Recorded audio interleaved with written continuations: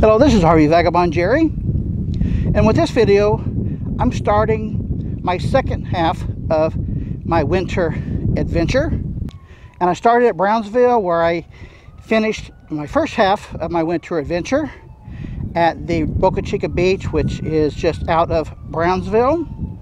So in this second half I'm going to be following the Rio Grande from Brownsville to El Paso, Texas. And I'm at my first stop here in Mission, Texas, to do a boat tour on the Rio Grande. It's out of this Riverside Club, and as you can see on the sign behind me, they're open Wednesday to Sunday. Event rental, bar, grill, and river tours. And there it is, right behind the parking lot. They do have a really large parking lot here. They do have a pretty good sized restaurant here in the Riverside Club. There's the bar, plus outdoor seating right on the river. Right on the banks of the river. Wow. The Rio Grande. I was here about a year ago, and all of the boat tours for the next 2 days were sold out. So this time I come by, I made sure I called for a reservation.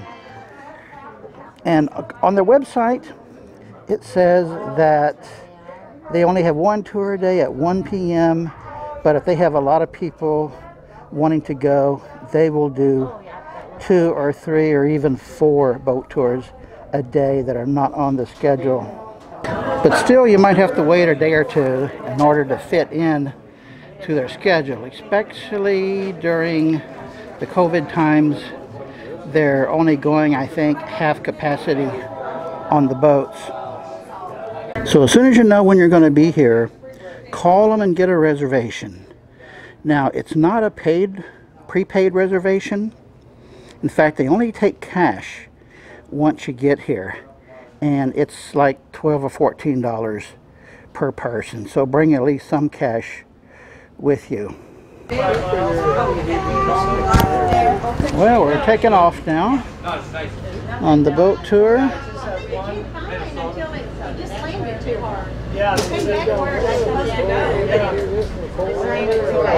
The Rio Grande River starts as the Rio Grande River up in Colorado out of the southwest mountain range. Comes down through New Mexico, hits the Mexican border right west of El Paso a little ways. Borders all of the U.S. and Mexico, empties into the Gulf of Mexico south of Brownsville around Boca Chica Beach. This is the Mexico side. Rio Grande River is a little over 90. Its population is probably getting real close to 1 million people now.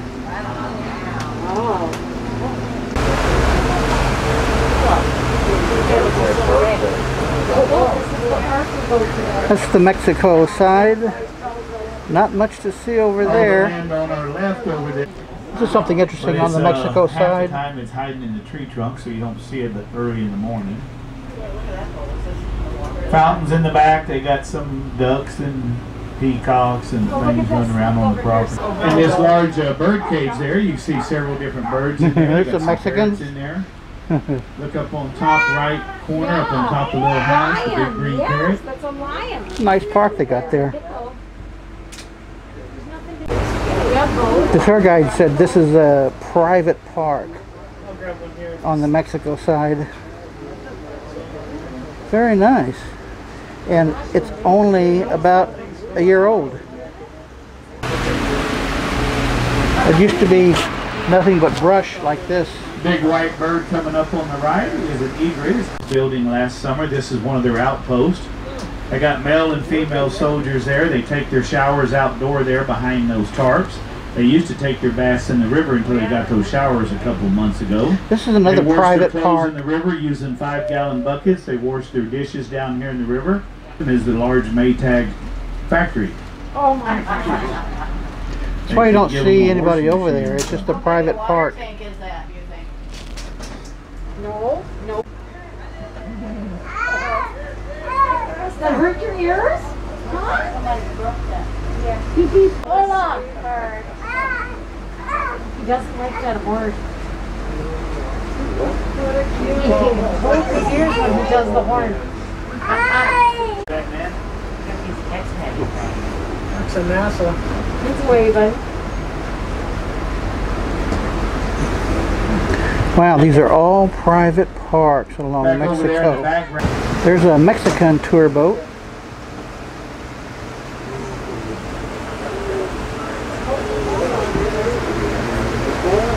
Oh, a park.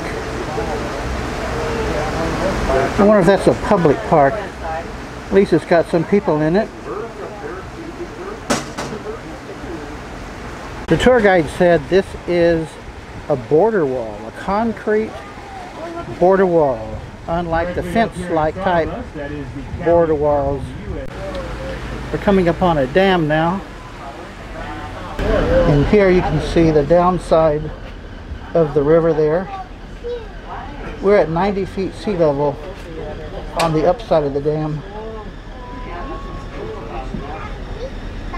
You can see some people out there at the edge of the riverbank. They can actually walk straight across the river from there in about chest deep water. Over here with Peligro, just load them up as they came no across. entree.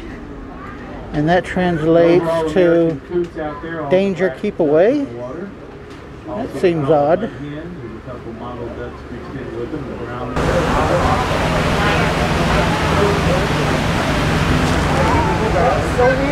Oh, there's a perch with some birds on it. We've turned around at the dam and we're heading back west towards the Riverside Club. The boat went east to the dam, so we're on our way back now. We're coming up on the Riverside Club now. We're not stopping, we're just passing by. Gonna go a little ways up west Sunday on the river. They have the dances in the large building there. And then we're going to turn around and come back to the dock right there. There's a boat launch, and this is an RV park that is about a half a mile west of the Riverside Club. There's some RVs right there. Look at this big tower. I wonder what that tower is for. RVs and mobile homes intermixed in this park. And here's a recreation park right beside that RV park. And private homes down here. Guy fishing there.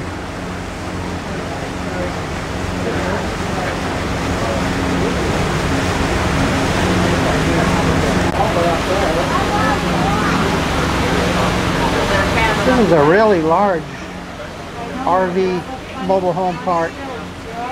And look at this one up on stilts.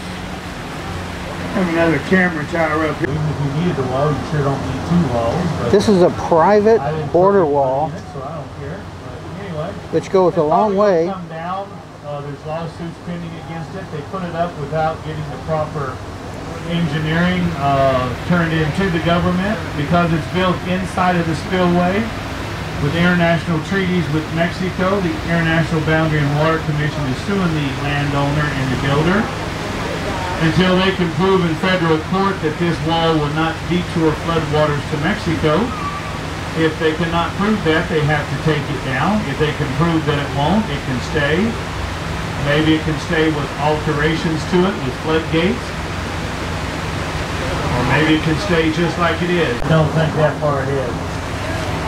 The builders of this wall, the private investors, they tried to sell it to the U.S. government, but the government didn't want to have anything to do with it. So they're building their own border wall. If they cancel them, it'll cost them more to cancel them than the wall contract was. About a half a mile inland from the river. So there'll be two border walls here. Well, that's the end of the boat trip. Now we're docking here at the Riverside Club. Hello. Hello. The name of the boat is the Riverside Dreamer. It's It's got 2 outboard motors there. Well, folks, I hope you enjoyed that boat tour. Now, there is this RV park right next door to the Riverside Club, and it has a unique pad to park your RV on. Look at this. I have never seen RV parking pads like that before. Now, there is no office here, and the rates are not posted. You have to just call this phone number to get the information as to what you need to do to pay and to find out availability. But there's not many people here, so there's a lot of availability now, and it is very, very shaded. Each site does have a dump station, water faucet, and 20, 30, 50 amp, so that's good. And this looks like where somebody used to live. So it looks like the owner moved out and turned it into an RV park. So if you also need a place to camp, you want hookups, this would be an ideal place to do it if you're going to go on the Rio Grande boat tour. Good day, folks.